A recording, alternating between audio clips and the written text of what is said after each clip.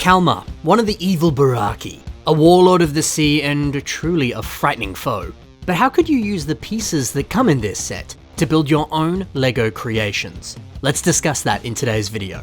We'll also have a chat about why Calmar rocks and show off some revamps of the character. Here we go. Calmar was the first Barraki set that I bought. Got him all the way back in 2007. And dude, I played with him for hours. I remember being so fascinated by the brand new orange tentacle piece, this one here. And Calmar was pretty much the first set to ever come with this piece. Since then, it's appeared in many different sets in a lot of different colors. And I tell you what, the childlike elation that you get when you discover a brand new LEGO piece like this, especially one that's rubbery and kinda looks nothing like a LEGO brick. It's so weird, but it's also so cool. And I think that sums up Calmar quite well. Weird, but wonderful. This weapon is so different from any other Bionicle weapon that we ever got. This three-eyed squid face with black tentacles coming out of the back and a toothy maw up the front, as well as the armor and the strange texture that it has. Calmar was truly a creep from the deep. And I think that's why I love the Barraki set so much, even today in 2024, because of how strange and unusual they look. Getting all of these odd new pieces, it made these characters feel like these horrifying, monstrous threats that the Toa had to face. Sets like Calmar, they were unlike anything that we'd ever seen before. And as a kid, that felt scary. They felt like a genuine and real threat to the heroic Toa. That's the power of good character design and fancy new LEGO pieces. I guess you could say that's like the secret sauce that you need to have some of the best Bionicle sets ever. And man, that's what I love about a good set. Great design, incredible pieces. Now, while we're talking about all the pieces that come in this set, let's see how other LEGO builders have used the parts that are included in Calmar. Now, I briefly mentioned those black and dark red marbled pieces with the little dimples all over them. I love the way that they look on Calmar. Some sweet shoulder pads neatly flowing into the upper arm. Magnificent. But you could do what MOCs has done here and use them to make a horrifying face design that looks like something fresh out of Stranger Things. I love that the builder is really taking advantage of the marbled colors of this piece. The way that the dark red neatly flows into black, and that black carries on down all the way through the torso. That's so slick. Honestly man, these pieces are a must-have if you're building any kind of monster. Joxon plays around with the marbled colors of this piece. He's combining them with a few other pieces that share a similar look. Like for example, the mask that comes on this set, Antros. We also have a mask that appears on Voltraz. They both share that same marbled dark red and black color. So if you have these pieces in your collection, pair them with Calmar's armor. It's a perfect match. And finally, MOCO has a MOC that's called Cancer, and they use these here on the feet. Once again, it's really cool to see that seamless transition of color.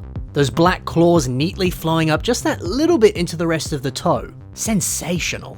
But also the dimple-like texture on this part. We see that pretty much everywhere else on this MOC. We see Pyrox's mask from that Hero Factory set. We see those dark red Visorak bodies. They marry up with the textures of this piece so well.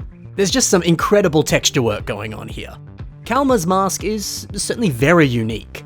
I like the way that PB Makes Stuff has incorporated it into this mutated Toa. Not only does this make a super interesting hand design, but the black tentacles coming out of the back of the arm, as well as the unique shape of this piece, they really help sell the idea that this dude is in fact mutated.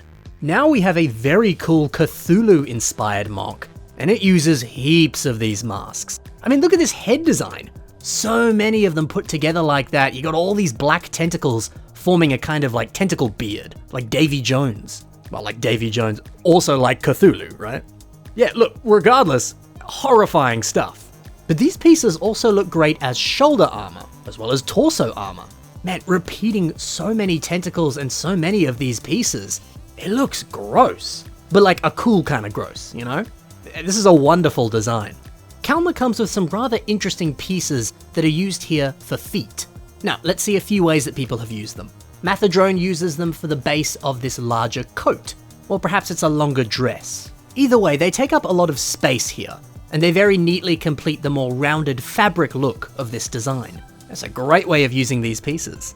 And then MOCs has their own version of Calmar, and he places these feet up here on the shoulders.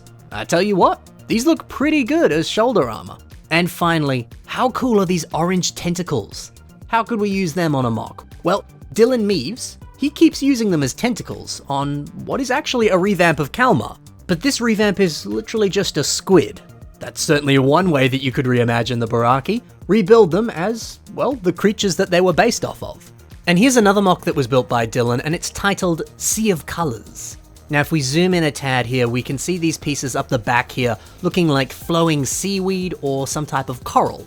The wonderful curves, the kind of like S shape of these pieces, they give the illusion that they are flowing and floating with the currents of the water. So if you're making some kind of coral reef, or just any sort of underwater diorama, putting these pieces in, it really helps sell the idea that water is everywhere and it's affecting the world around it. Yeah, great thinking, Dylan.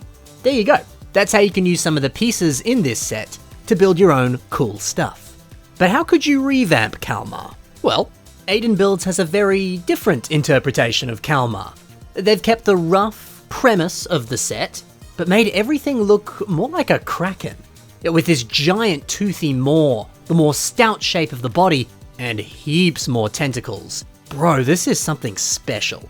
Now, I'm a big fan of seeing people take characters in a crazy new direction.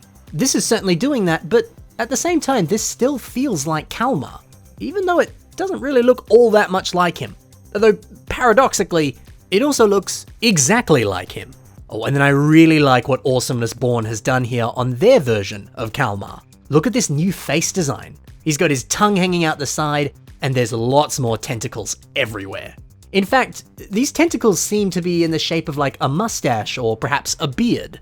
Calmar with facial hair? Heck yeah. These shoulder pads also rock. They're using Antroz's mask, and of course, his mask has those spikes on the side of his cheeks, but in this context, they become some kind of like punk rock spiky shoulder pads. I love it. Also, his pirate-like flintlock pistol and this system brick-built landscape around him, these are two very welcome new additions. The mock would still look good without them, but man, they add so much atmosphere and personality. He also has a peg leg as well, that's wonderful. Such a creative revamp of Calmar. And finally, Under R presents us with Warlord Calmar. Now remember, the Barraki, they ruled above land first, and then they got mutated to look like they currently do. But what did they look like before they were mutated? Well, maybe something like this. Look at this armor. The wonderful padded waistcoat, the dark red Vorox armor on the shoulders. He looks like a samurai or something like that. But at the same time, elements of this armor, it captures qualities of, say, lobsters or the shells of other crustaceans. The balance that they've struck here, making them look like they have nothing to do with water or squids, but adding in just the right amount that the transition still makes sense. That's smart. It's great to see how people envision him before he was mutated. And there you have it, guys. That's the mighty Calmar. Great set, great pieces. If you enjoyed the mocks that I showcased today, be sure to check the links in the description below. You can see more from those builders right there. Otherwise, thank you so much for watching, happy building, and bye for now.